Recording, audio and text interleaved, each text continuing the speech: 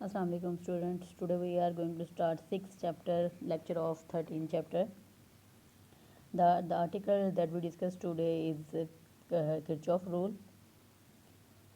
Before discussing the Kirchhoff rule, first we have to understand the circuit. Actually we have two types of circuit, simple circuit and complex circuit. Simple circuit जो है वो circuit होता है जो more than one resistance but a single voltage source जिसमें हो, यानी कि रेजिस्टेंस आपके पास ज़्यादा हो सकती हैं लेकिन वोल्टेज सोर्स जो है वो क्या होना चाहिए, सिर्फ एक होना चाहिए। सिंपल सर्किट को हम सिंपली ओहम्स लॉ और सीरीज और पैरेलल कम्बिनेशन ऑफ रेजिस्टेंस के फार्मूलाज को यूज़ करते हुए सॉल्व कर सकते हैं। लेकिन जब हम कम्प्लेक्स नेटवर्क की बात करेंगे तो उसमें हमारे पास इलेक्ट्रिकल सर्किट ऐसा होता है जिसमें रेजिस्टेंस भी बहुत ज़्यादा होती हैं और इलेक्ट्रिकल वोल्टेज सोर्सेज भी बहुत ज़्यादा होते हैं। तो ऐसा सर्किट जिसमें नंबर ऑफ़ रेजिस्टेंस एंड हमारे पास जो इलेक्ट्रिकल सोर्सेज है जिसको हम लोग बैटरी या सेल्स वगैरह कहते हैं वो ज़्यादा हों, तो ऐसे सर्किट को हम लोग कम्प्लेक्स सर्किट कहते हैं। अब कम्प्लेक्स जो हमारे पास सर्किट्स होते हैं इनको सॉल्व करने के लिए किरचॉफ जो रूल जो थे वो फार्मूलेट किए गए। किरचॉफ के हमारे पास दो रूल हैं, first rule and second rule. Kirchhoff जो फर्स्ट रूल है इसको हम लोग फर्स्ट लॉ ऑफ किरचॉफ या फिर लॉ ऑफ करंट या फिर जंक्शन रूल भी कहते हैं। इसके अकॉर्डिंग हमारे पास algebraic sum of electric current at a junction in any electrical network is always equal to zero. यानी कि हमारे पास ये स्टेट करता है कि sum of the all the current meeting at a point in a circuit is zero. यानी कि जितना करंट किसी एक पॉइंट की तरफ फ्लो कर रहा होगा और जितना उसे बाहर की तरफ फ्लो कर रहा होगा उन सबको अगर हम ऐड करेंगे, सम करेंगे तो उसका रिजल्ट ज़ीरो होना चाहिए। इसका क्या है, हमारे पास डिफाइन करना होगा, state that the sum of all the current meeting at a point in a circuit is zero. इस डायग्राम में जैसे कि आपको दिखाया गया है 5 करंट फ्लो कर रहे हैं। जो ग्रीन वाली लाइन जो रिप्रेजेंट कर रही हैं वो करंट जो टुवर्ड द पॉइंट मूव कर रहे हैं उसको रिप्रेजेंट कर रही हैं, और जो रेड लाइंस हैं वो जो आउटवर्ड डायरेक्शन में करंट जो फ्लो कर रहा है उसकी डायरेक्शन को रिप्रेजेंट कर रही हैं। जो हमारे पास current toward the point move करेगा उसको हम पॉजिटिव कंसीडर करेंगे और जो आउटगोइंग करंट होगा उसको हम लोग नेगेटिव कंसीडर करेंगे। तो इन सबको जब आप ऐड करोगे पॉजिटिव और नेगेटिव साइन के साथ तो इनका सम इज इक्वल टू किसके आना चाहिए, ज़ीरो, यानी कि summation I is equal to zero होना चाहिए। तो ये हमारे पास क्या था, किरचॉफ फर्स्ट रूल था। या इन अदर वर्ड्स आप ये भी कह सकते हैं कि अगर आपके पास 4, 5 या 6 करंट है तो जो आउटगोइंग करंट है फर्स्ट करें वो आपके पास जिस तरह इसके में इनकमिंग है I1 और I4 है तो I1 plus I4 is equal to आ जाएगा I2 plus I3 plus I5। तो नंबर ऑफ करंट कितने भी हो लेकिन उनकी मैग्नीट्यूड इक्वल होनी चाहिए। दूसरा वो कह रहा है कि हमारे पास सिंपली आपको पता है कि जब चार्जेस फ्लो करते हैं तो वो किसकी वजह से फ्लो करते हैं, पोटेंशियल डिफरेंस की वजह से। पोटेंशियल डिफरेंस होगा तो करंट फ्लो करेगा, अदरवाइज करंट फ्लो नहीं करेगा। तो हाईएस्ट जो पोटेंशियल सोर्स होता है पॉजिटिव वाला उसको हाई पोटेंशियल या फिर सोर्स करते हैं, और जो लो पोटेंशियल होता है उसको हम लोग सिंक के तौर पर भी फिजिक्स में इसका वर्ड यूज़ करते हैं, सोर्स एंड सिंक का। तो अगर आपके पास कोई हाई और लो प्रेशर नहीं है तो हमारे पास जो इसके अकॉर्डिंग हम इसको बता सकते हैं। तो चार्जेस जो हैं सिंपली जो है एक्यूमुलेट किसी जंक्शन पे नहीं करते। तो जितने नंबर ऑफ चार्जेस एक arrive at a junction in a given time must leave in the same time, कि जितने चार्जेस आ रहे होंगे किसी एक पॉइंट पे, जैसे कि ओ है, ओ को हम जंक्शन कह देते हैं, तो जितने चार्जेस ओ पॉइंट पे आ रहे होंगे एक टाइम पे उतने ही वो चार्जेस ओ पॉइंट से बाहर की तरफ भी क्या करेंगे, फ्लो करेंगे। तो ये नहीं हो सकता कि सारे के सारे चार्जेस एक जगह पे इकट्ठे हो जाएं, क्योंकि ये law of conservation of charges के क्या हो जाएगा, अगेंस्ट हो जाएगा। जब भी हम कोई परफॉर्म करते हैं किसी भी किस्म के मैथमेटिकल इक्वेशन या एक्सपेरिमेंट तो हमने कंजर्वेशन लॉ को जो है वो उसको चेक करना होता है। तो बिफोर एंड आफ्टर हमारे पास जो है एनर्जी हो चाहे चार्जेस हो वो कंजर्व रहने चाहिए। तो अगर हम लोग इसको लेते हैं चार्जेस के एकोमुलेशन के हिसाब से तो जितने चार्जेस जंक्शन पे हमारे पास आएंगे इस वाले पॉइंट पे जितने चार्जेस हमारे पास आएंगे उतने ही यहाँ से क्या करेंगे, एग्जिट भी करेंगे। सेकंड है हमारे पास किरचॉफ सेकंड लूप, इसको वोल्टेज लॉ भी कहते हैं और इसके अलावा लूप रूल भी कहते हैं।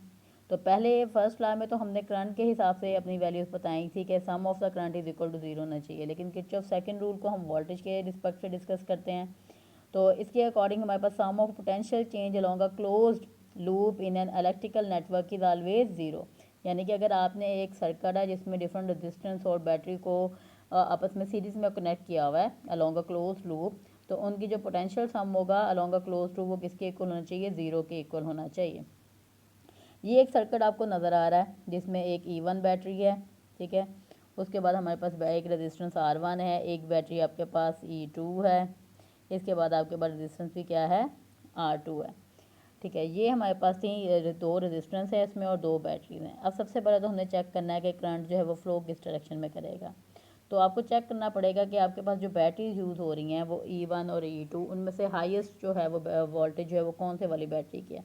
हम सपोज कर लेते हैं कि जो हमारे पास E1 है उसकी वोल्टेज ज़्यादा है, तो करंट E1 से फ्लो करेगा टुवर्ड E2 की तरफ। तो अगर E1 से E2 की तरफ हमारे पास फ्लो करेगा तो दिस मीन इसकी डायरेक्शन क्या बनेगी, एंटी क्लॉकवाइज। तो करंट जो है हमारे पास क्या करेगा, एंटी क्लॉकवाइज डायरेक्शन में मूव करेगा, ठीक हो गया। अब आप देखें कि आपके पास E1 जो बैटरी है उसका करंट जो फ्लो करेगा उसकी डायरेक्शन नेगेटिव से पॉजिटिव की तरफ है, यानी कि वो लो पोटेंशियल से हाई पोटेंशियल की तरफ जा रहा है।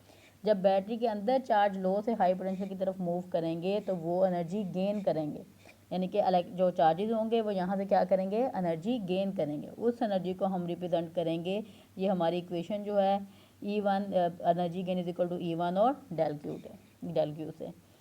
अब सेकंड वाली बैटरी की तरफ आ जाएं। सेकंड वाली बैटरी की तरफ जब आप आएंगे तो आपको नज़र आएगा कि इसका पॉजिटिव टर्मिनल पहले है और नेगेटिव वाला टर्मिनल क्या है, बाद में है। यानी कि अब चार्जेस ने कहाँ फ्लो करना है, हाई पोटेंशियल से लो पोटेंशियल की तरफ। जब चार्जेस हाई पोटेंशियल से लो पोटेंशियल की तरफ मूव करेंगे तो वो एनर्जी क्या करेंगे, लूज़ करेंगे। इस एनर्जी को हम अपनी सेकेंड इक्वेशन से रिप्रेजेंट करेंगे -E2 डेल क्यू। माइनस का साइन इसलिए आया क्योंकि एनर्जी ये क्या कर रहे हैं, लूज़ कर रहे हैं चार्जेस। अब ये तो थी हमारे पास डिस्कशन अबाउट दी बैटरीज के बारे में कि बैटरीज में जब करंट फ्लो करेगा उसकी वजह से एनर्जी गेन होगी, जो लूज होगी वो क्या होगा। लेकिन अब हम डिस्कस करते हैं रेजिस्टेंस को। जब हमारे पास रेजिस्टेंस क्या है, उसके नेम से ही है कि रेजिस्ट करते हैं हमारे पास किसको, करंट के फ्लो को। तो जब भी हमारे पास रेजिस्टेंस में से करंट फ्लो करेगा तो एनर्जी जो है वो चार्ज पार्टिकल वो हमेशा लूज़ ही करेंगे, यानी कि इसमें गेन का कोई चांस नहीं, एनर्जी लूज़ ही होती है। तो जब करंट हमारे पास पास करेगा R1 से तो एनर्जी जो लूज़ होगी वो इज इक्वल टू होगी -I R1 डेल क्यू। और जब R2 रेजिस्टेंस में से हमारे पास फ्लो करेगा उस टाइम क्या होगा, एनर्जी जो लॉस होगा वो इज इक्वल टू आ जाएगा -IR2 डेल क्यू के। ये हमारे पास चार इक्वेशंस आ गई हैं। अब हमने करना क्या है, इन सबको ऐड करना है, जैसे कि आप लोगों ने किरचॉफ फर्स्ट रूल में किया था। जितने भी करंट टुवर्ड द पॉइंट और away from the point move कर रहे थे उन सबको ऐड कर लिया।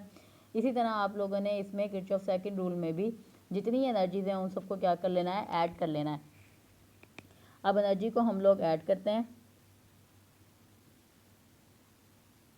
तमाम एनर्जीज को हमने ऐड कर लिया।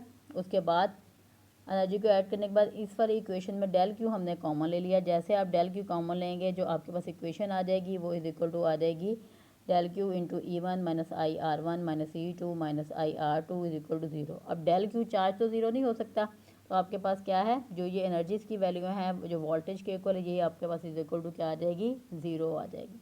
ये हमारे पास किरचॉफ सेकंड रूल की इक्वेशन है, ठीक है।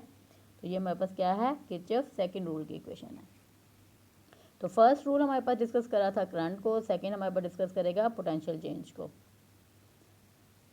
अब डिफरेंट हमारे पास रूल हैं जहाँ पे हम लोग डिस्कस करेंगे कि किस तरीके से हम लोग डायरेक्शन जो है, क्योंकि इन इक्वेशंस को जब आपने सॉल्व करना है चाहे वो किरचॉफ फर्स्ट रूल हो या सेकंड हो, जब आप करंट को लेंगे तो डायरेक्शन बड़ी इंपॉर्टेंट है, साइन बड़ी इंपॉर्टेंट है, उसके हिसाब से हम लोग अपनी इक्वेशन को ड्राइव करेंगे। तो आप लोगों ने साइन कैसे लेने हैं, तो सबसे पहले हमारे पास फर्स्ट पॉइंट आ जाता है कि अगर हमारे पास सोर्स ऑफ EMF है तो उसमें अगर आप नेगेटिव से पॉजिटिव टर्मिनल की तरफ जाते हैं, करंट नेगेटिव से पॉजिटिव की तरफ फ्लो करता है तो पोटेंशियल चेंज उस सूरत में क्या होगा, पॉजिटिव होगा। कब, जब आप नेगेटिव से पॉजिटिव टर्मिनल की तरफ जाएंगे तो पोटेंशियल चेंज क्या कंसीडर करेंगे, आप पॉजिटिव कंसीडर करेंगे। लेकिन अगर आप जाते हैं पॉजिटिव से नेगेटिव टर्मिनल की तरफ तो पोटेंशियल चेंज क्या होगा, नेगेटिव होगा। फिर इसके अलावा आपके पास अगर आप रेजिस्टेंस की बात करेंगे तो अगर रेजिस्टेंस जो है वो करंट की डायरेक्शन में है तो हमारे पास चेंज इन पोटेंशियल क्या होगा, नेगेटिव होगा। और अगर जो हमारे पास रेजिस्टेंस है वो उसमें उसकी डायरेक्शन जो है वो opposite to the direction of the current है तो जब भी हमारे पास चेंज इन पोटेंशियल क्या होगा, 0 होगा। देखिए द पोटेंशियल फॉल जो है उसको हम लोग नेगेटिव कंसीडर करते हैं और पोटेंशियल राइज जो है वो इसको हम लोग पॉजिटिव कंसीडर करते हैं। इसके अलावा the path can be travels in clockwise और एंटी क्लॉकवाइज डायरेक्शन। अगर आपको पता है कि हम लोग जहाँ पे किरचॉफ रूल्स की बात करेंगे सेकंड रूल की, तो हमने लूप की सूरत में लेना होता है, तो आप इसको पॉजिटिव नेगेटिव के बजाय अगर आप चाहें तो इसको क्लॉकवाइज या एंटी क्लॉक डायरेक्शन में भी अपनी इन चीज़ों को डिस्कस कर सकते हैं। अब मेन चीज़ जो है कि हमने सर्किट कैसे डिज़ाइन करना है, उसको कैसे सॉल्व करना है। तो सबसे पहले procedure of solution of circuit problem की कौन कौन सी, सबसे पहले जो भी आपको गिवन वैल्यूज दी होंगी या डाटा दिया होगा उसके अकॉर्डिंग आपने सर्किट डायग्राम ड्रा करनी है। फर्स्ट पॉइंट तो हमारे पास होगी कि हमने क्या करना है, सर्किट डायग्राम ड्रा करनी है। उसके बाद हमने क्या करना है, choose the loop in such a way that each resistance is included at least once in the selected loop.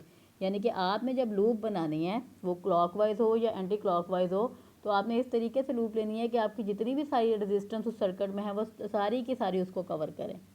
Third है assume the current in each loop all the loop current should be in same direction. अब हमने जो circuit diagram discuss की है उसमें आपको single loop नज़र आ रही थी, लेकिन मे भी ऐसा हो सकता है कि आपके पास सर्किट जो है वो एक से ज़्यादा पोर्शन में डिवाइड हो।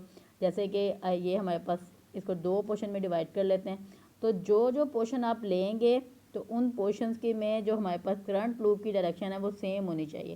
यानी कि अगर ये फर्स्ट पोर्शन है इसमें एंटी क्लॉकवाइज है तो दूसरे वाले में भी आपके पास क्या होनी चाहिए, एंटी क्लॉकवाइज डायरेक्शन में ही करंट फ्लो करना चाहिए। और अगर आप क्लॉकवाइज डायरेक्शन में लेते हो तो दोनों का या दो से ज़्यादा अगर आपके पास लूप्स बन रही हैं तो तब उन सब की भी डायरेक्शन क्या होनी चाहिए, एंटी क्लॉकवाइज या क्लॉकवाइज ही होनी चाहिए। नेक्स्ट उसके बाद हमने क्या करना है कि हर लूप के लिए अलग से इक्वेशन जो है वो हमने ड्राइव करनी है, और उसके बाद हम लोगों ने सॉल्व करना है। जो आपको अननोन क्वांटिटीज़ चाहिए होंगी आप उन क्वांटिटीज़ को उसके अकॉर्डिंग यूज़ कर सके उसकी वैल्यू फाइंड आउट कर सकते हैं। तो ये हमारा आज का लेक्चर था जो कि किरचॉफ फर्स्ट रूल का और सेकंड रूल का था। होप सो आपको समझ आई होगी। Thank you.